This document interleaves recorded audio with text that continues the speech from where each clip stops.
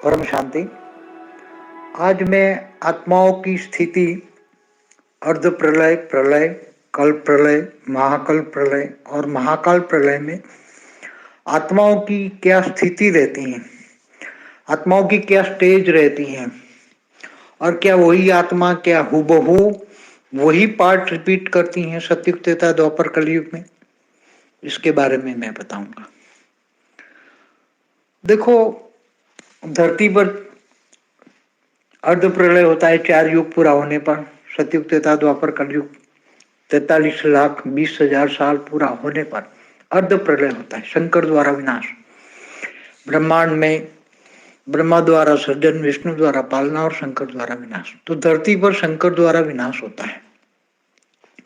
तो जब शंकर द्वारा विनाश धरती पर होता है, अर्ध प्रलय होता है, तब अच्छी आत्माएं बच जाती हैं, बाकी की आत्माएं मर जाती हैं। मतलब वो शरीर छोड़ देती है, मतलब आत्मा नहीं मरती, शरीर छूट जाता है। वो दो तत्व उसके जल और मिट्टी खत्म हो जाते हैं, बाकी सूक्ष्म शरीर में वो आत्मा रहती है। 4 युग पूरा होने पर वो सूक्ष्म शरीर में वो आत्मा रहती है और उसी वायुमंडल में रहती है। सतयुग में वो आत्मा वायुमंडल सतोप्रधान बन जाता है, क्योंकि आत्मा दुखी होकर जब आत्मा शरीर छोड़ती है तो सतयुग में वो आत्मा रीबॉर्न नहीं होती। बहुत कम आत्माएं सतयुग में रीबॉर्न होकर सतयुग में धरती पर आती हैं, बहुत कम आत्माएं आती है। बाकी सूक्ष्म शरीर में तो वो आत्माएं है ना। कलयुग के अंत में जो आत्माएं थी वो कहाँ गई? क्या दूसरे लोक में गई, या थी ऊपर के स्वर्गलोक में गई, या महालोक में गई, या परमधाम में चली गई आत्माएं? नहीं, क्योंकि परमधाम में तो बहुत पुरुषार्थ करने वाली आत्मा जा सकती हैं, जिनकी आत्मा की कर्मातीत अवस्था हो जाए तो आत्मा निराकारी बन जाए, तो स्थूल शरीर, सूक्ष्म शरीर, सब कारण शरीर भी छूट जाए, तब आत्मा निराकार बनती, तब परम धाम में जाती है। तो आत्मा की जाति कहाँ है? अर्ध प्रलय में तो आत्माएं सूक्ष्मोत्तर में यहाँ धरती पर ही रहती हैं, क्योंकि उससे ऊपर जाने की उसकी आत्माओं में ताकत नहीं है। तो फिर से जब वो उसका समय जब आता है, समय जब आत्मा की, जब आत्माएं सूक्ष्म शरीर में वहां रहती हैं, अब जब आत्मा जो जिस प्राणी में होती है, जैसे प्राणियों की आत्मा है तो प्राणियों के सूक्ष्म शरीर में रहती है, मनुष्य की आत्मा तो मनुष्य जैसा शरीर में रहती है, मगर रहती है सूक्ष्म में, सूक्ष्म शरीर में धरती के सूक्ष्म वायुमंडल में रहती है। अगर आत्मा अच्छा पुरुषार्थ करके वो चली गई तो दूसरे लोक, भूलोक से भूभुरलोक में चली जाती हैं। अगर उससे भी ज्यादा पुरुषार्थ करे, भूभुरलोक में भी पुरुषार्थ करे तो स्वर्गलोक में चली जाती हैं, और स्वर्गलोक में नहीं रहना है तो फिर महालोक में जाती हैं। तो आत्माओं के पुरुषार्थ के आधार पर है। बाकी आत्माएं हुबहू यहाँ रिपोर्ट फिर दोबारा सतयुग त्रेता द्वापर कलयुग चालू हुआ तो उसमें हुबहू नहीं आएगी, मगर उसका शरीर जो अर्ध प्रलय में जो शरीर छूट गया था, अगर कोई जानवरों का है तो जानवर की तरह आत्मा वो रहेगी, सूक्ष्म शरीरों में भी रहेगी। जब उसका समय आएगा कि वो त्रेता में आई थी, तो त्रेता में जब दोबारा आएगा त्रेता, तो वो जानवर बन के वही जानवर बन के वही आएगी, मगर रिपीट पार्ट नहीं बजाती। यहाँ आती हैं अपनी स्वेच्छा से भी, सूक्ष्म शरीर में रहकर भी अगर नहीं आना है तो नहीं आती, जबरदस्ती उसको नहीं होता है, जबरन नहीं होता है कि तेरे को आना ही पड़ेगा। अपनी कर्म बंधन होता है सूक्ष्म शरीर में, कारण शरीर में कर्म बंधन रिकॉर्ड होता है। वो रिकॉर्ड के कारण उसका मन, कर्मों के कारण कारण शरीर में जो रिकॉर्ड मन है, तो दूसरा सतयुग त्रेता द्वापर शरीर शुरू हो जाता है, तब सूक्ष्म से स्थूल में आती हैं। तो स्थूल में आती है, फिर सतयुग त्रेता द्वापर कलयुग में ऐसी आत्माएं कभी जानवर बनती है, कभी योनि बदलती रहती है। अंतमति सोगति आत्माओं की जो मन की गति होती है, इसके कारण वो जन्म मरण के चक्र में आती रहती है। तो ऐसे 71 अर्ध प्रलय होने के बाद जब पूरा धरती पर पूरा प्रलय हो जाता है, मनुष्य शत्रुपा का टाइम पूरा हो जाता है, उसको एक मनवंतर कहते हैं, तब कोई भी मनुष्य नहीं बचता। तब सारी आत्माएं, चाहे मनुष्य हो, जानवर हो, पशु पंखी, जो भी आत्मा है वो कहाँ रहेगी? तो धरती के सूक्ष्मतन में, क्योंकि धरती है सूक्ष्मतन है, तो कोई आत्मा ऊपर जाने वाली योगी तपस्वी आत्मा की आत्मा हो तो वो ऊपर के लोक में चली जाएगी। त्यागी तपस्वी आत्मा है तो ऊपर के लोक में इच्छा मात्र अविद्या है, नष्ट मोह है। अगर विष्णु की तपस्या करती है तो विष्णु लोक में चली जाएगी, शिव की तपस्या करती है तो शिवपुरी चली जाएगी, अगर निराकार की तपस्या करती है तो परमधाम चली जाएगी। तो इसी तरह आत्मा अपना ज्ञान के आधार पर तपस्या करके ऊपर जा सकती है। बाकी की आत्मा तो यहाँ ज्यादा से ज्यादा भूलोक से भूभुर लोक तक जाएगी। बाकी फिर जब दोबारा फिर 4 युग शुरू हो जाएंगे, दूसरे मनवंतर का मनवंतर बदल जाएगा, मगर बाद में दूसरा मनवंतर शुरू होता है और दूसरा मनवंतर का सतयुग शुरू होता है। तब वो आत्माएं सूक्ष्म वतन से स्थूल वतन में आती हैं, मगर वो अपने कर्मों के हिसाब किताब से ही। कोई अच्छे जानवर होते हैं तो सतयुग में भी आते हैं, अच्छे जानवर जैसे मोर, तोते, ऐसे तो वो सतयुग में भी आते हैं। और जो बुरे जानवर होते हैं, जब बुरा समय आता है, धरती पर समय बदलता है, तब बुरे जानवर जैसे हिंसक हिंसक प्राणी सतयुग में नहीं आ सकते हैं। वहां समय जो है अहिंसक होता है। सतयुग में सतो प्रधान टाइम होता है, वायुमंडल सतो प्रधान होता है। तो वायुमंडल में रही हुई आत्माएं, सूक्ष्म शरीरों में भी रही हुई आत्माएं भी धरती पर जन्म नहीं ले सकती। जब उसका टाइम आता है तब वो त्रेता के शुरू या अंत में आती हैं या द्वापर कलयुग में आती हैं वो आत्माएं। तो अपने अपने कर्मों के हिसाब किताब से सतयुग, त्रेता, द्वापर, कलयुग में वो आत्माएं वही हुबहू रूप में आती है। मगर जब कल प्रलय होता है तो क्या कल प्रलय में वो आत्मा, वो तो सूर्य में विष्णु प्रवेश करके 12 सूर्य की रोशनी करके भूलोक, भूभुलोक, स्वलोक तीनों लोग खत्म कर देते हैं, 7 पाताल लोग भी खत्म हो जाते हैं। उसी टाइम 14 मनवंतर होते हैं, 1000 युगांतर होते हैं। कल प्रलय का ब्रह्मा का एक दिन होता है, तो उसी टाइम पर धरती का समय 4 अरब 32 करोड़ साल होता है, 1000 युगांतर होते हैं। तो कहने का मतलब है कि ये सभी पूरा स्थूल दुनिया, उसमें धरती हो, 7 पाताल लोक हो, 55 करोड़ नरक हो, सब सूर्य की गर्मी में 12 सूर्य की गर्मी, जब विष्णु सूर्य में प्रवेश करके 12 सूर्य की गर्मी करते हैं तो इतनी अग्नि होती कि धरती का अस्तित्व भी नहीं रहता। जल धरती भी अग्नि तत्वों में कन्वर्ट हो जाती है।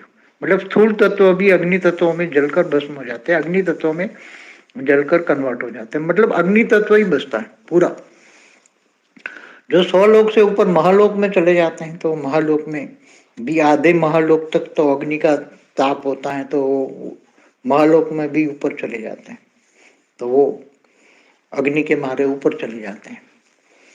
तो उसी टाइम पर आत्माओं की जो स्टेज होती हैं, तो वो आत्माएं तो जलकर, आत्माओं का अस्तित्व है मगर उसका सूक्ष्म शरीर जो है वो वायु तत्व का भी नहीं है, तो उसका अग्नि तत्व का शरीर बनता है। अग्नि तत्व सहन कर सकती है आत्मा कभी कभी निराकारी बन जाती है। बहुत अग्नि तत्व का बहुत हैवी लोड होता है शरीर पर, तो वो आत्मा निराकारी बन के या आकाश तत्व में उसकी आत्मा का शरीर आकाश तत्व का रह जाता है।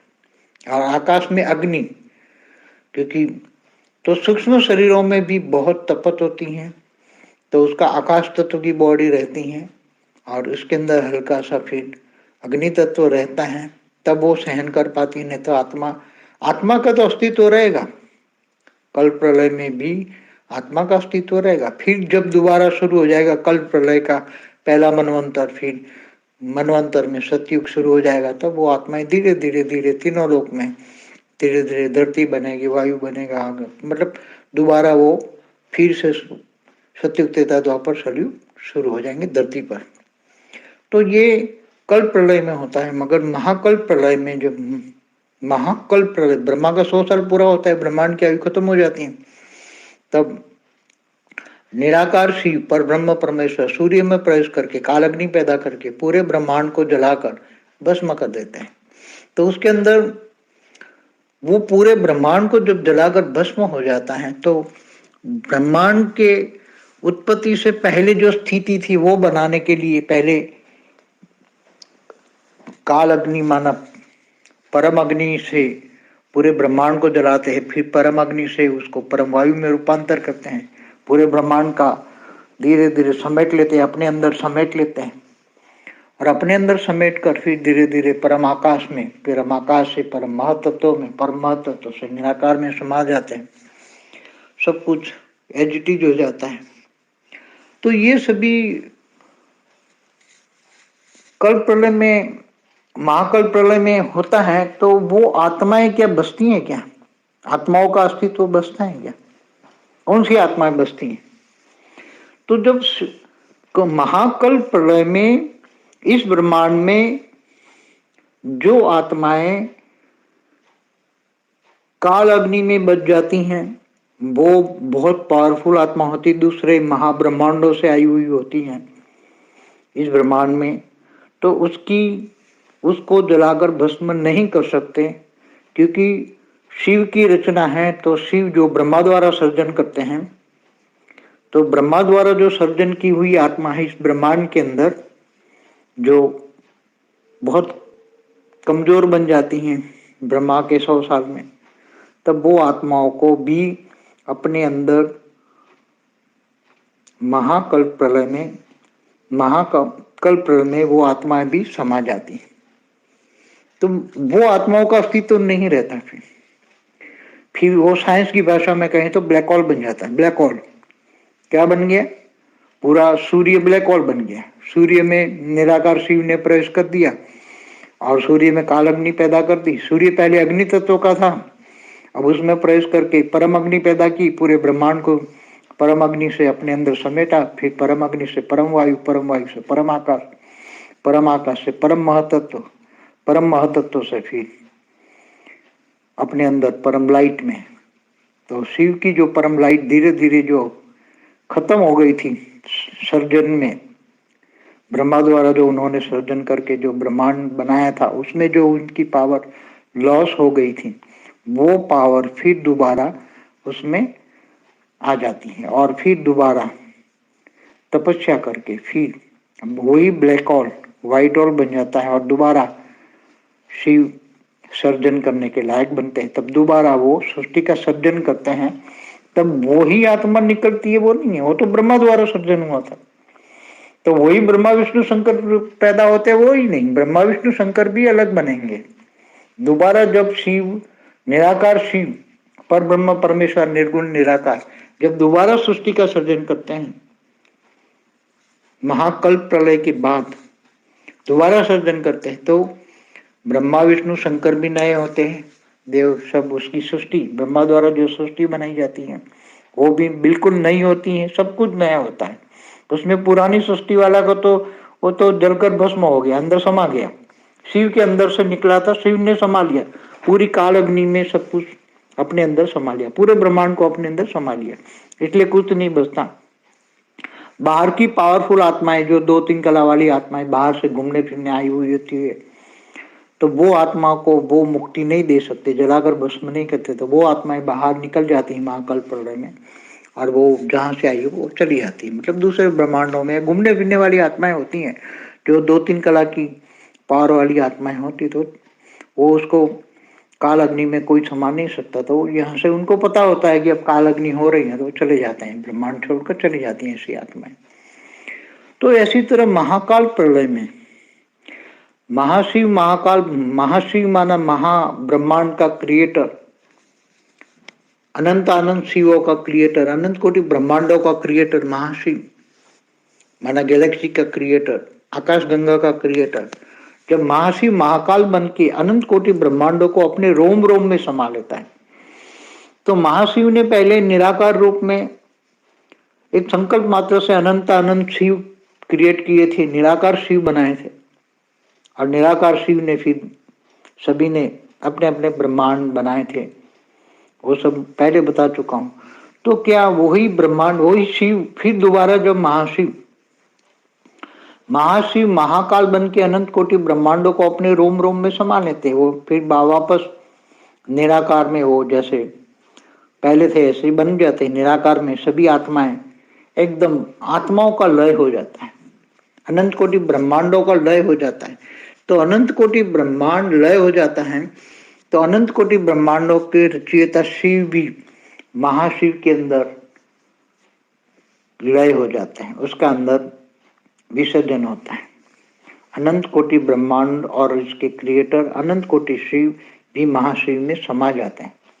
फिर दोबारा जब महाशिव संकल्प द्वारा अनंत आनंद शिव पैदा करते हैं, तो वो ही शिव निकलेंगे नहीं, वो दूसरे दोबारा जो सर्जन क्रिएट करेंगे वो दूसरे शिव होंगे, नए नए शिव होंगे, नए। तो ये ब्रह्मांड का महाकाल प्रलय, ऐसी तरह ये तो ब्रह्मांड गैलेक्सी महाब्रह्मांड गैलेक्सियों की बात हुई, ऐसी तरह यूनिवर्स में भी जब वो यूनिवर्स का मालिक ऐसे विसर्जन करता है तो सब कुछ अपने अंदर समा लेता है। ऐसी तरह मल्टीवर्स में भी जब पूरा 2 बार उसने पूरे मल्टीवर्स को समा लिया तो सब कुछ अपने अंदर समा लेता है, उसका अस्तित्व कुछ भी नहीं रहता, फिर नया बनाता। तो तीसरी बार मल्टीवर्स बना तो उसमें पावर का बहुत लॉस हुआ, पावर लॉस होते होते स्थूल वतन बन गए, सब हर जगह स्थूल वतन सूक्ष्म वतन ये सब बन गए। तो ये पहले भी इसके लिए महाकाल प्रलय की डिटेल में आप वीडियो सुनिए, समझिए। तो ये धीरे धीरे बहुत बुद्धि लगानी पड़ेगी तब समझ में आएगा। परम शांति। परम शांति सोचो बोलो परम शांति। Join us daily for live meditation, 10 p.m. to 11 p.m. on YouTube Live. Subscribe now. Website www.paramshanti.org. Email us anand@paramshanti.org. Like, share, subscribe. Join today. बेहद की परम